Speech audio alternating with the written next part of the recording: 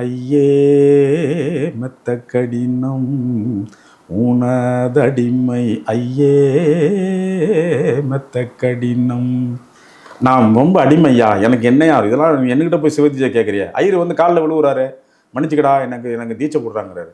அடே இதெல்லாம் அவனுக்கு செய்யாது அப்படின்னு.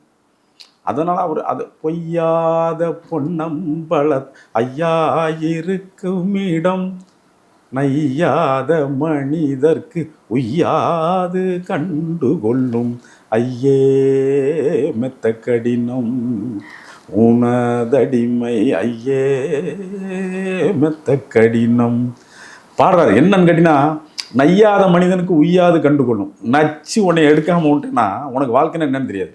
டக்குன்னு உனக்கு நம்ம என் பவரை கொடுத்துருவோனா அப்படின்னு கடவுள் சொல்கிறதாரு. அதனால் நையாத மனிதனுக்கு உய்யாது கண்டுக்கணும். ஐயர் நல்லா 3 வேளையும் நல்ல பொங்கல் நல்ல பொன்னி அரிசியாக சாப்பிட்டுக்கிட்டு நெய் பருப்பு அடுத்தவன் உழைப்பில் சாப்பிட்டுட்டு இருக்காரு.